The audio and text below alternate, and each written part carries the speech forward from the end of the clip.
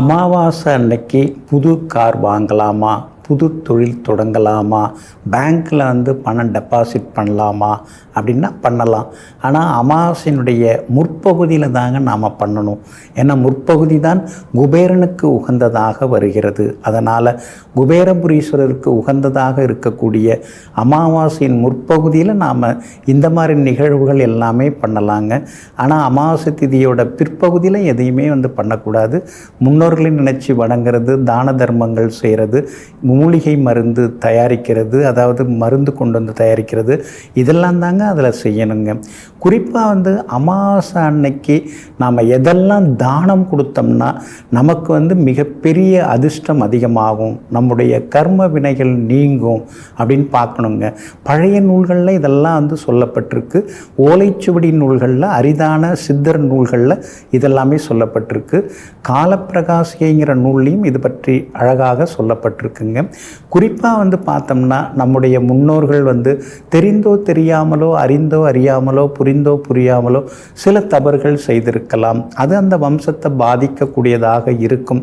அந்த வம்சத்தை பாதிக்காமல் இருக்கிறதுக்கு நாம் எதெல்லாம் தானமாக தர வேண்டும் அப்படின்னு அந்த நூல்களில் சொல்லப்பட்டிருக்குங்க. முக்கியமாக பார்த்திங்கன்னா வாழை இலை, வாழைக்காய், அதுக்கடுத்தது பச்சை அரிசி, தேங்காய், இது ரொம்ப ரொம்ப முக்கியங்க. இதெல்லாம் அன்னைக்கு நாம் தானமாக கொடுத்தே ஆகணுங்க.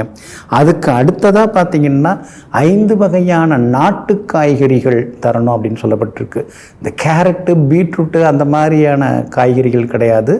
நாட்டு காய்கறிகளை நாம் கொடுக்கணும் அப்படின்னு அந்த நூல்களில் சொல்லப்பட்டிருக்கு. குறிப்பாக பார்த்திங்கன்னா கத்திரிக்காய், அதுக்கடுத்தது வெண்டைக்காய், அதுக்கடுத்தது அவரைக்காய், அப்புறம் புடலங்காய், வெள்ளரிக்காய், இதெல்லாம் நல்லதாக கிடச்சி நாம் இந்த காய்களை தானம் கொடுப்பது ரொம்ப ரொம்ப விசேஷமான ஒரு அமைப்பாகும்.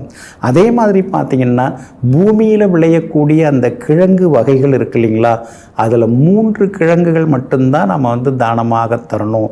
அந்த 3 கிழங்குகளுக்கு தான் அந்த தகுதி இருக்குது அப்படின்னு அந்த நூலில் சொல்லப்பட்டிருக்கு. அது என்னென்ன கிழங்கு? நம்ம சேம்பு அப்படின்னு சொல்கிறோம் இல்லைங்களா, சேப்பங்கிழங்கு, அது நம்ம தானமாக அன்னைக்கு கொடுக்கலாம். காராக்கருணை கிழங்கு கொஞ்சம் பெருசாக இருக்கும்.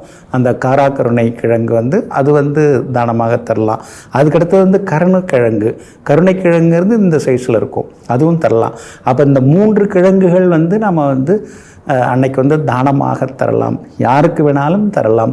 வேதம் படித்தவர்களுக்கு தரலாம், அல்லது சிலருக்கு தரலாம், அல்லது ஏழ்மையாக இருக்கிறவங்களுக்கு தரலாம், யாருக்கு வேண்டுமானாலும் தரலாம். இது மாதிரி தருவதன் மூலமாக நம்முடைய முன்னோர்களுடைய ஆன்மா சாந்தி அடைவதோடு மட்டுமில்லாமல் நமக்கிட்ட துரத்தி அடித்து கொண்டிருக்கக்கூடிய சில கர்ம வினைகளெல்லாம் நம்மை விட்டு விலக ஆரம்பிக்கும். பொதுவாகவே பச்சை காய்கறிகளுக்கு அந்த மாதிரியான பலன்கள் எல்லாமே உண்டு.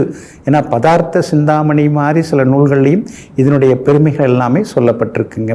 அப்படி இருக்கிறதுனால இந்த மாதிரி பொருட்களை அமாவாசை அன்று நாம் மற்றவர்களுக்கு தானமாக தருவோம். நாமும் எல்லா நன்மைகளையும் பெறுவோம்.